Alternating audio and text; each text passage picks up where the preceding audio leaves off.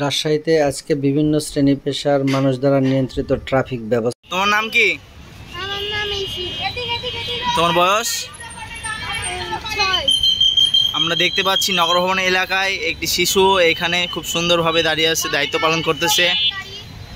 তুমি কার সাথে এসেছো? বাবার সাথে। ও আচ্ছা, এখানে তোমার কেমন লাগছে দায়িত্ব পালন করতে? ভালো লাগছে। ও আচ্ছা, ধন্যবাদ। আমার নাম হচ্ছে ইমন, আর আমি আমার টিম নিয়ে এখানে কাজ করতেছি, এটা তো আপনারা সকলেই জানেন। জি।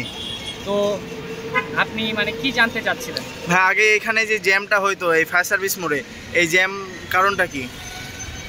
আগেও জ্যাম হতো, এখনো জ্যাম হচ্ছে, ঠিক আছে। জ্যাম আসলে ক্লিয়ার করাই হচ্ছে আমাদের মানে মূল উদ্দেশ্য হয়ে দাঁড়াচ্ছে এখন। জি। কারণ এইটা হচ্ছে মেন পয়েন্ট, এখানে দুর্ঘটনা ঘটতে পারে যে কোনো সময়। তো আমরা এটা মানে আমাদের সাথে আমার এই টিম ফুল টিম রিপোর্ট দিচ্ছি যেন আমাদের কোনোভাবেই যেন জ্যাম না লাগে, কেউ যেন মানে কোনোভাবেই বিভ্রান্ত সৃষ্টি না হয়, জ্যামে না পড়ে। তো এইগুলো সচেতন মেনটেন করে আমরা কাজ করতেছি, তো এটাই। আর আপনারা সবাই জানেন যে আমরা সকাল থেকে অনেক স্ট্রাগল করতেছি, আমার পুরো টিমমেট এখানে পুরো টিমমেট মানে সবাই একসাথে কাজ করতেছে। আমাদেরকে অল টাইম অ্যালার্ট থাকতে হচ্ছে, কারণ এগুলো আমরা কেউই প্রফেশনাল না, ঠিক আছে। প্রতিষ্ঠাতা সভাপতি সত্যজয় সামাজিক সংগঠন রাজশাহী, এবং আমি একজন সাংবাদিক। তো দর্শক, আমরা আসলে এখানে উপস্থিত হয়েছি যে নিরাপদ সড়ক চাওয়ার লক্ষ্যে। তো এখানে আপনারা জানেন যে অতীতেও অনেক জ্যাম হতো এখানে। আজ ট্রাফিক পুলিশ নেই, সার্জেন্ট নেই, যার কারণে এই জ্যামটা আবারও হচ্ছে। আর বিশেষ করে এই রাজশাহী শহরের ফায়ার সার্ভিসটা একটি অন্যতম জায়গা। এই সাইড দিয়ে মুক্ত মঞ্চে অনেকেই যাওয়া আসা করে। এটি একটি বিনোদন স্পট কেন্দ্রের মেন রাস্তা, যার কারণে এখানে অনেক জ্যাম হচ্ছে। তো আমরা এখানে ফায়ার সার্ভিসের সহযোগিতায় আমরা এখানে স্বেচ্ছাসেবী হিসেবে কাজ করছি। এখানে আমাদের সাথে স্বেচ্ছাসেবী হিসাবে বিএনসিসি আছে, এখানে আছে সামাজিক সংগঠনগুলো, এখানে আছে স্বেচ্ছাসেবী ভাই ও বোনেরা, এখানে ফায়ার সার্ভিসের কর্মীরা আছে, এখানে সমন্বয় স্টুডেন্টরা আছে যারা সমন্বয়ক আন্দোলন করে স্বাধীনতা নিয়ে এসেছে, তাদের পক্ষ থেকে এখানে স্টুডেন্ট রাখা আছে। এবং আমরা সকল মানে প্রতিটা সময় যারা ভলেন্টিয়ার কাজ করছে তাদের খাবারের আয়োজন, তাদের পানি, তাদের যত রকম প্রয়োজন আমরা তাদেরকে দেওয়ার ব্যবস্থা করছি। আমার সাথে আমার সাধারণ সম্পাদক আছে, আমার খুব কাছের ছোটো ভাই, ও ভারপ্রাপ্ত সাধারণ সম্পাদক, এবং এর আগে যে কথা বলছিল সে আসলে আমাদের সাংগঠনিক সম্পাদক। তো আমরা নতুনভাবে আসলে আমরা এই সমাজের পাশে থাকতে চাচ্ছি। ধন্যবাদ। আসসালামু আলাইকুম ভাইয়া। ভাইয়ের নাম? একটু জোরে ভাই। এখানে আপনারা কোন কোন সংস্থা থেকে আসেন আর কি? আমরা এখানে স্কাউট থেকে আসি, থেকে আসি, এবং বিভিন্ন বিশ্ববিদ্যালয়, বিভিন্ন স্কুল কলেজ, আচ্ছা, ধন্যবাদ। মহানগরীর রেলগেট এলাকায় আছি, যেখানে খুব ব্যস্ততম এলাকায় সবসময় জাম লেগে থাকতো। এই জামের কারণ হিসেবে একজন শিক্ষার্থী তার মতামত ব্যক্ত করছে। বাবু, এখানে যে জামটা হতো, এই জামের কারণ হিসেবে তুমি কি মনে করো?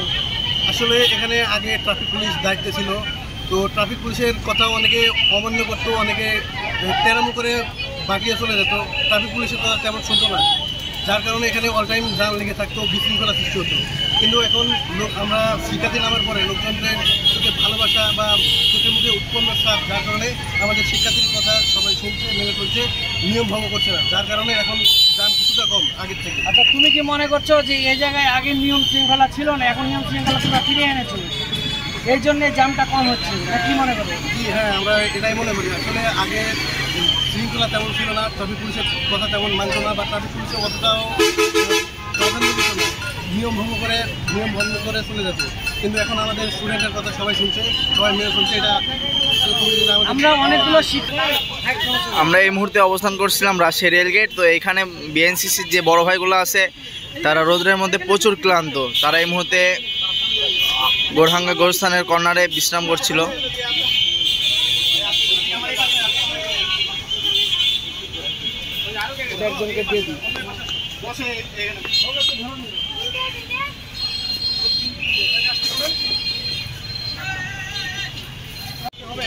দর্শক, আপনারা এই মুহূর্তে দেখতে পাচ্ছেন আমরা 0 পয়েন্ট এলাকায় দাঁড়িয়ে আছি। শিক্ষার্থীরা খুব সুন্দরভাবে ডিউটি পালন করতেছে।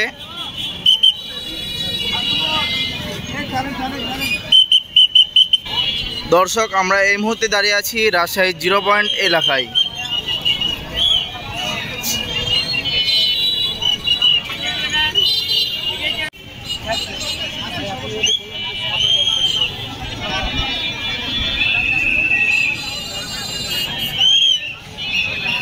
আপনারা দেখতে পাচ্ছেন শিক্ষার্থীরা খুব সুন্দরভাবে ডিউটি পালন করতেছে।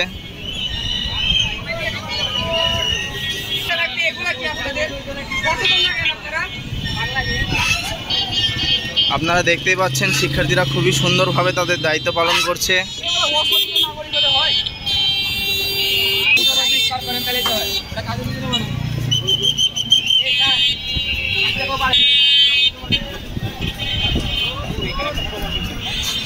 ভাই আপনার নামটা কি? মোহাম্মদ আল হেলাল না? আপনি কিসে আছেন? Fire fighter. আপনারা যে এই যে ট্রাফিক নিয়মগুলো ছাত্রদের কিনে পালন করছে, সেক্ষেত্রে কি আপনাদের কোনো অসুবিধা হচ্ছে?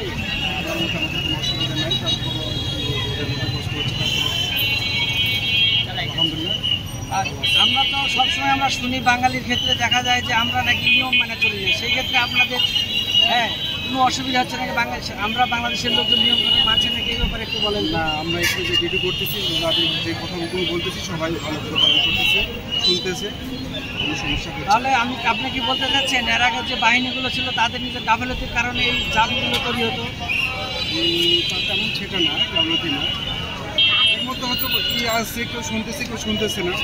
একটু পাবলিক ফাংশন, গাড়ি কোনো গাড়ি মানে বলা সত্ত্বেও অনেক ঢোকাই দিতেছে। আচ্ছা, আমরা তো অনেকেই দেখছি যে হেলমেট নিয়ে এসছে, সেক্ষেত্রে হ্যাঁ, আমরা তাদেরকে অলরেডি ভালোভাবে বলতেছি। প্রথম অবস্থা তাদের সতর্ক করে দিচ্ছি যে আপনারা হেলমেট ব্যবহার করুন, হেলমেট ব্যবহার করার পর তারপর আপনার গাড়ি ব্যবহার এবং নিজের এবং সেফটির জন্য আপনারা অবশ্যই হেলমেট ব্যবহার করুন। আচ্ছা, ধন্যবাদ ভাই। আপনারা এখানে করছেন ছাত্রছাত্রীদের নিয়ে, তাদের একটু সহযোগিতা করছেন এবং দেশের জন্য করছেন। আপনারা যে দেশের জন্য দেশকে ভালোবাসে তার জ্বলন্ত প্রমাণ এই রোদে থেকে শিক্ষার্থীদের নিয়ে দিয়ে ট্রাফিক আইন পালন করার মধ্যে এটা বোঝা যাচ্ছে। ধন্যবাদ ভাই, থ্যাংক ইউ।